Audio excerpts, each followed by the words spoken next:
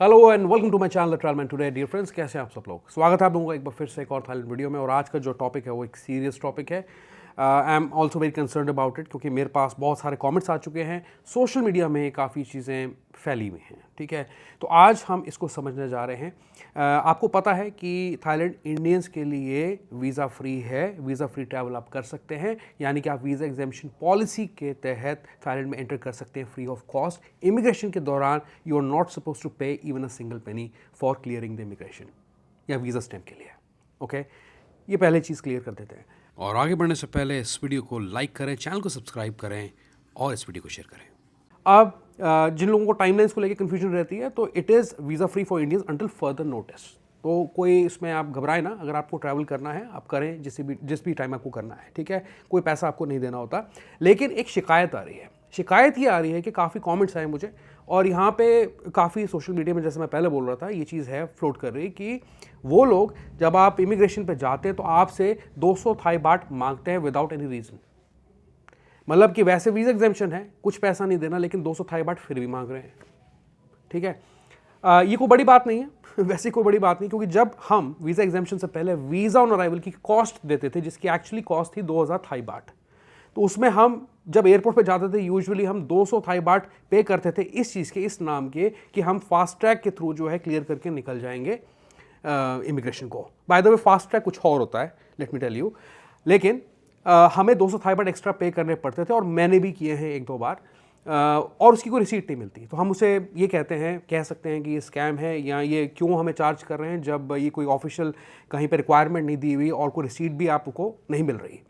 तो आज इसी को लेकर मैं बात करने लगा हूं इस वीडियो में। अब बात ये है, पर्पस ऑफ दिस वीडियो, ये तो काफ़ी लोगों को पता भी होगा और नहीं भी पता होगा, लेकिन पर्पस इस वीडियो का ये है कि how to fight that, how to avoid such traps, ठीक है। ये है as an expert, as my own personal experience. आप में से काफ़ी लोग एक्सपीरियंस हो गए, मुझे पता है, लेकिन मुझे भी काफ़ी तजुर्बा है इन चीज़ों का। तो जो मेरे बेस्ट प्रैक्टिसेस हैं वो मैं इस वीडियो में आपके साथ शेयर करने लगा हूँ, और जो लोग खासकर पहली बार जा रहे हैं उनके लिए ये चीज़ बहुत काम की है। तो अब केस है जो हाल ही का, जो मुझे किसी ने कमेंट लिखा है, एलैबोरेटली काफ़ी लिखा है, and thank you so much for sharing this long feedback, इस टाइम को निकालने के लिए और इसको लिखने के लिए। आज हम ये क्लियर कर देते हैं। पहली चीज़ तो ये है, केस ये है कि when you go to the immigration counter, the immigration officer starts shouting at Indians to go to another counter. जब आप इमिग्रेशन जाते हैं, ध्यान रहे कि जब आप फ्लाइट को डीबोर्ड करते हैं, प्लेन से बाहर निकलते हैं, और आप यूजुअली आप जब बाहर निकलते हैं, गेट से बाहर निकलते हैं, तो आप लेफ्ट होते हैं और सीधा जाते हैं, तो पहले वीज़ा ऑन अराइवल आता है आपके लेफ्ट हैंड साइड पे। वहाँ पे नहीं रुकना आपने, ठीक है, वहाँ पे नहीं रुकना आपने उस वीज़ा ऑन अराइवल से बिल्कुल सीधा जाना है, स्ट्रेट जाना है एंड तक, बिल्कुल जहाँ पे इमिग्रेशन काउंटर शुरू हो जाते हैं। ओके, अब क्या है कि on the other counter they force you to pay 200 baht, telling you that this is a discounted rate from 2200 original baht. I'm very surprised कि इतनी बड़ी चीज़ कह रहे हैं लोग, हालांकि पूरी दुनिया को पता है इस वक्त कि Thailand is visa free for Indians और for other nationalities, but it's confusing because visa on arrival is free. Visa on arrival as an visa exemption की ये बात कर रहे हैं।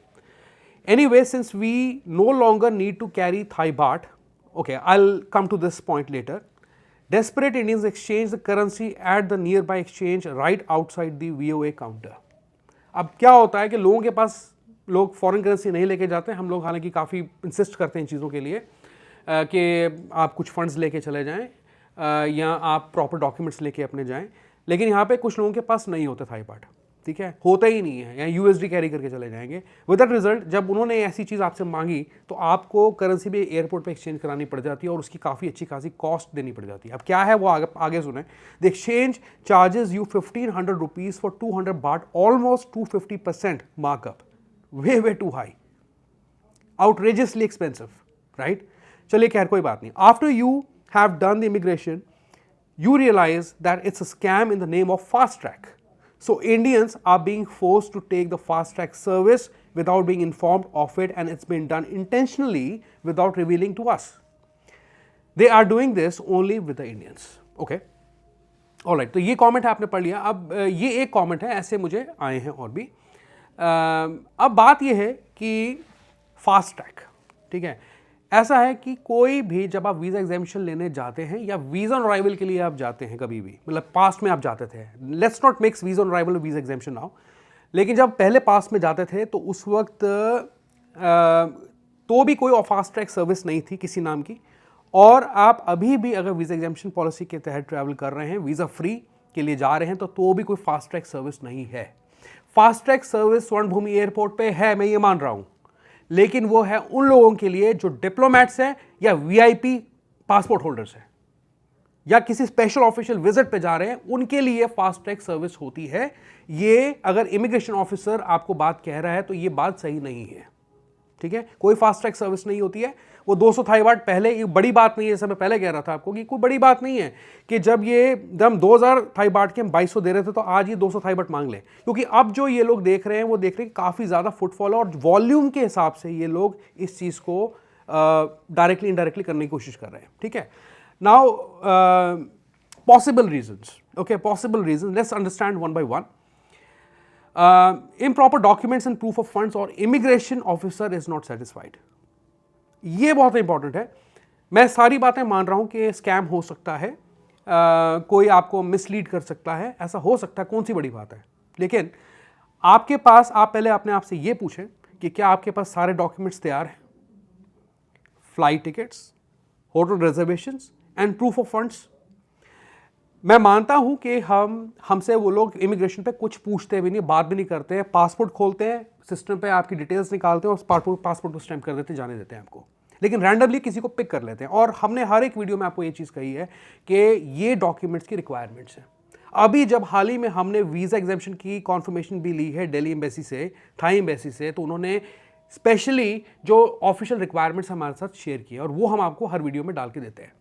तो यार डॉक्यूमेंट्स पूरे रखने चाहिए आपको। अब क्या होता है, इमिग्रेशन ऑफिसर को अगर ज़रा सा कोई शक लगा या उससे कॉन्फिडेंस नहीं है तो वो आपको कहता है कि I am not going to waste my time, आप वहाँ जाइए, दूसरे काउंटर पे जाइए। अब दूसरे काउंटर वाले चाहे पैसा मांग लें आपसे, ठीक है।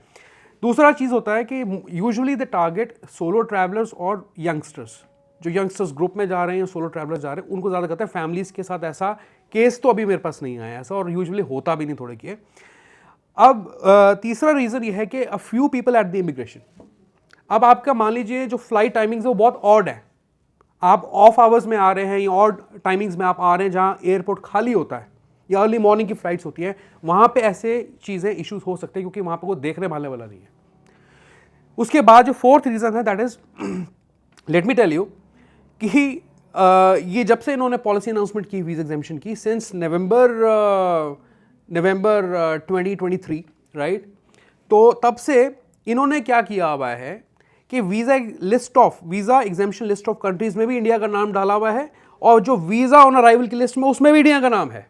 हालांकि वीज़ा ऑन अराइवल तो लेने की जरूरत ही नहीं, और थाई एम्बेसी ने भी ये कहा है कि आपको वीज़ा को पे करने की जरूरत नहीं है। ये एम्बेसी कह रही है, आप पढ़ लीजिए स्क्रीन पे। तो वीज़ा ऑन अराइवल के अंदर भी इंडिया का नाम अभी भी दिया हुआ है और वीज़ा एग्जामिशन लिस्ट में भी दिया हुआ है। विद दैट रिजल्ट क्या हो रहा है कि लोगों को हो रही है कंफ्यूजन। कुछ लोग जो नए होंगे, जो वीडियोस को फॉलो नहीं करते, किसी की भी वीडियोस को फॉलो नहीं करते, या वो किसी से सुन के चले जाते हैं कि हाँ वो वीज़ा फ्री, आप जा सकते हो, आराम से घूम के आओ, बस टिकट बुक कर लो, होटल रिजर्वेशन कर लो और जाओ। अब वो जब वहाँ पहुँचते तो उनको मिलता सरप्राइज, क्योंकि उनको ये समझ में नहीं आता कि जाना कहाँ है।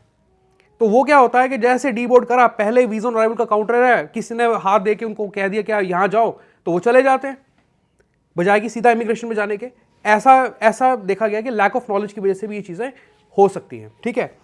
अब नेक्स्ट जो चीज़ है वो है immigration is trying to avoid. कई बार क्या होता है कि इनके फुटफॉल लोगों का इतना ज़्यादा होता है कि इमिग्रेशन ऑफिसर खुद ही फ्रस्ट्रेट हो जाता है कि मैं इतने लोगों को कैसे देखूं, तो उसको अवॉइड करने के, क्यू को कम करने के लिए, अपना वर्कलोड हटाने के लिए वो कहता है दूसरी लाइन में जाओ, और दूसरी लाइन वाले मांग लेते हैं आपसे पैसा।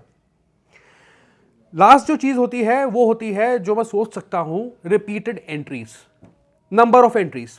कोई under visa exemption policy there no restrictions, there is no cooling off period कि आप 2 बार जा सकते हो। पहले था ऐसा, मैं मान रहा हूं पहले ऐसे था कि आप साल में अगर बाई ईयर जा रहे हो तो 2 बार जा सकते हो आप वीजा ऑन अराइवल पे, बाई लैंड जा सकते हो तो 1 बार जा सकते हो दोबारा, या 2 बार जा सकते हो मैक्सिमम।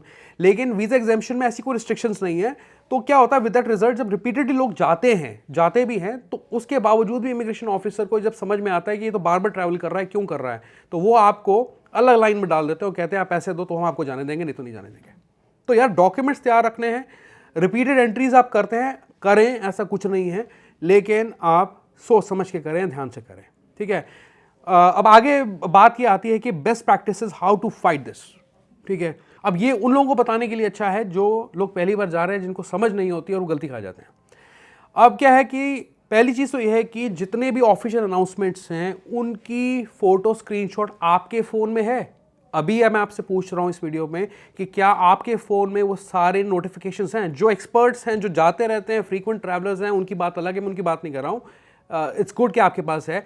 क्या जो लोग जा रहे हैं पहली बार या इस वीडियो को पहली बार देख रहे हैं, क्या आपके फ़ोन में ये जो ऑफिशियल अनाउंसमेंट्स है रीसेंट वो हैं? नहीं है। अगर नहीं है तो मैं कम्युनिटी पोस्ट पे ये सारे के सारे स्क्रीनशॉट आज दोबारा एक बार लगाने जा रहा हूं। हालांकि जरूरत नहीं है, मैं दोबारा लगाने जा रहा हूं, आप उसे सेव कर लें। और अगर आपके पास इमिग्रेशन पे ऐसी चीज कोई होती है, आप फौरन उसको दिखाएं कि भैया ऐसा नहीं है जैसे आप कह रहे हैं, ये है। ठीक है। और फास्ट ट्रैक की अगर आप बात करें, फास्ट ट्रैक डिफरेंट सर्विस होती है जो कि वीआईपी और डिप्लोमेट पासपोर्ट होल्डर्स के लिए होती है। ठीक है। अब दूसरी चीज, शांति बनाए रखें। पहली बात, ऐसा नहीं है कि लड़ाई झगड़ों में पड़ जाएं या आर्ग्यूमेंट करने लग जाएं। आप फिर भी एक फॉरेन लैंड में हैं, आपको कभी भी डिपोर्ट कर सकते हैं, उनकी मर्जी। ठीक है। तो आप ऐसा मत करना। जो भी करना है आपने, जो बोलना है, जो दिखाना है, जो पूछना है, वो पोलाइटली पूछना है। अब दूसरी चीज मैं आपको बता दूं कि अगर उसके बावजूद भी वो कन्विंस नहीं होते, ask them to give them in writing. आप मुझे लिख के दे दो, एक स्लिप पे लिख के दे दो मुझे कि 200 थाई बाट मुझे पे करने पड़ेंगे। आप बोलो मत, आप रसीद भी दो या ना दो, मुझे फर्क नहीं पड़ता। आप एक स्लिप पे मुझे ये लिख के दे दो कि you are asking me to pay 200 Thai बाट। ठीक है। आप दिखा सकते हो कहीं पे उस चीज को। दूसरी चीज, उनसे आप ये पूछ लें कि आप मुझे दूसरे काउंटर पे मूव क्यों कर रहे हो। पोलाइटली आराम से ये पूछ लें कि आप दूसरे काउंटर पे मुझे मूव क्यों कर रहे हो। कई बार आप कम्युनिकेशन को इनिशिएट करेंगे तो हो सकता है कि लैंग्वेज प्रॉब्लम भी वहां पे रहती है, तो उससे ये चीज़ क्लियर हो जाए और वो आपको उसको जवाब दे, जस्टिफिकेशन दे कि क्या जस्टिफिकेशन है भाई। मतलब मैंने तो फास्ट ट्रैक सर्विस मांगी नहीं है, मैं एयरपोर्ट मैंने फ्लाइट डीबोर्ड की है, मैं आगे जा रहा हूँ, बीच में एक ऑफिसर आके मुझे कह देता है कि वो दूसरी लाइन में जाओ, वीज़ा ऑन अराइवल के काउंटर में जाओ, तो मुझे तो वो सर्विस चाहिए नहीं। मैं लाइन में खड़े होने को तैयार हूँ, आप बोले साफ इस चीज़ को। ठीक है। तो ये आप पूछें कि आप मुझे वहाँ जाने के लिए क्यों बोल रहे हैं। तीसरी चीज़ जो है, जहाँ पे आप इमिग्रेशन की लाइन पे इंडियंस को इकट्ठा एक साथ देखते हैं, ग्रुप है इंडियंस का, आगे पीछे इंडियंस हैं आपके, या किसी भी लाइन में आपको इंडियंस ज़्यादा नज़र आते हैं, आप उस लाइन में जाके खड़े हो जाएं। ठीक है। ये चीज़ें जो होती हैं बहुत बेसिक सी चीज़ें हैं। जैसे आपको, अगर आपको इन चीज़ों का डाउट होता है और आपको लगता है कि इंडियंस को ही टारगेट करा जा रहा है इस चीज़ के लिए, तो आप बेटर ये है कि एयरपोर्ट पे या क्यूज़ पे वो देखें जहाँ इंडियंस ज़्यादा खड़े हैं, ताकि ग्रुप को टारगेट करना मुश्किल है उनके लिए, रादर कि आप अकेले खड़े हैं, सारे आपके पीछे फॉरनर्स हैं, एक इंडियन है, आगे चाइनीज़ है, आगे कजाकिस्तानी है, उससे आगे जर्मन है और पीछे एक इंडियन है, तो वो हो सकता है कि आपको ट्रैप कर लें। ठीक है। तो ग्रुप में जाएं, कोशिश करें, try to identify Indians at the airport. अगर ये क्लेम करते हैं कि फास्ट ट्रैक सर्विस है हमारी, तो फास्ट ट्रैक सर्विस है तो ये एक प्रॉपर ऑफिशियल सर्विस होनी चाहिए, तो क्या इसका कोई रिसीट है? फिर से वही बात है, तो उसका रिसीट आप मांग सकते हैं एंड ट्राई टू पोलाइटली से कि मैं एक्स्ट्रा पे नहीं करना चाहता सर, मुझे जो है नॉर्मल जो इमिग्रेशन काउंटर की लाइन में वहाँ जाके खड़े होना है और मैं अपना इमिग्रेशन क्लियर कर लूँगा। सिर्फ पोलाइटली आप इस चीज़ को कह दें। ट्रांसलेशन ऐप को यूज़ करना ना भूलें। ट्रांसलेशन ऐप, कई बार लैंग्वेज बैरियर होता है, काफ़ी लोग इंडिया से चले जाते हैं जिनको कई बार नहीं, अंग्रेज़ी भी नहीं आती होती है और उनको भी जो है अंग्रेज़ी नहीं आती है, तो वो इशारों से बात करते हैं, उससे बात पूरी बनती नहीं है। तो जो ट्रांसलेशन ऐप्स हैं वो आप ज़रूर यूज़ करें वहाँ पे। नेक्स्ट पॉइंट, वही पॉइंट दोबारा कि carry Thai baht and carry proper documents with you. ठीक है। मैं दोबारा से आपको स्क्रीनशॉट स्क्रीन पे दिखा देता हूं कि जो रॉयल थाई एम्बेसी, उन्होंने अपने नोटिफिकेशन में हमें क्या लिखा था। तो वो ऑफिशियल रिक्वायरमेंट्स, ऐसा नहीं है कि ऐसी डॉक्यूमेंट्स की कोई ज़रूरत नहीं है, अब ऐसा कुछ नहीं है। डॉक्यूमेंट्स, ऑफिशियल रिक्वायरमेंट्स रहेंगी, चाहे आपसे कोई पूछे ना पूछे। ठीक है। और वो होती है पासपोर्ट की वैलिडिटी प्लीज़ प्लीज़ प्लीज़ आपकी 6 महीने से नीचे की ना हो, 6 महीने की हो मिनिमम। ठीक है। अगर कम है तो it's up to the immigration, वो क्या डिसाइड करते हैं। ठीक है। आपको डिपोर्ट करते हैं या आपको कहते हैं कि नहीं 500 रुपये पे कर दो, यानी कि 200 थाई बाट पे कर दो। ठीक है। रिटर्न टिकट और प्रूफ ऑफ अकोमोडेशन आपके पास होनी जरूरी है। पासपोर्ट की वैलिडिटी का ध्यान रखना कि 6 महीने की वो होनी चाहिए। ठीक है। इतना पहले था और इतना ही आज भी है। और जो करेंसी है 10,000 Thai baht minimum you must carry in the case of single person, in the case of family 20,000 Thai बाट।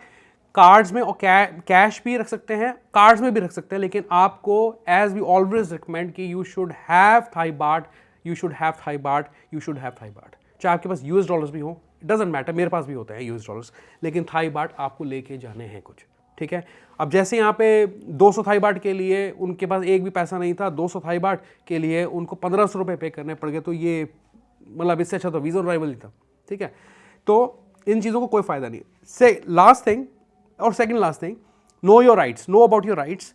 अगर आपके साथ ये चीज़ें खुलेआम सरेआम इमिग्रेशन पे हो रही हैं, you have the right to know the name of the person, immigration officer, ठीक है, उसकी डिटेल्स, उसका नाम, उसका जो बैज आईडी है वो आप नोट कर सकते हैं, वो आपको स्टॉप नहीं कर सकते। Those are all government servants, उनकी वो रिस्पॉन्सिबिलिटी बनती है और आपका राइट बनता है कि उनसे उनका नाम या बैज आईडी पूछें अगर आपको इस बारे में कोई शिकायत है। और इन जनरल अगर मैं बात करूं टोटलिटी में, ऐसा ज़्यादा मैंने सुनने को मुझे अभी भी नहीं मिला है, यानी कि immigration is smooth for most of the people. पहले भी हम ट्रैवल करते थे, आज भी हम करते हैं। हाँ, 200 थाई बाट का फाइट पहले भी था और अब फिर है, क्योंकि मैंने जैसे आपको बताया कि वॉल्यूम ज़्यादा है, तो वॉल्यूम बेसिस पे they are looking for some kind of revenue which may not appeal to people, okay. लेकिन अब जो है मैंने आपको बता दिया है, तो अब आपको करना ये है कि इस वीडियो को शेयर कर दें सबके साथ, मेरे चैनल को सब्सक्राइब जरूर करें, and let's end this video here. मैं मिलता हूँ किसी और नेक्स्ट साइलेंट वीडियो में आपको। गुड बाय, टेक केयर, अपना बहुत बहुत अच्छे से ख्याल रखें, बाय बाय।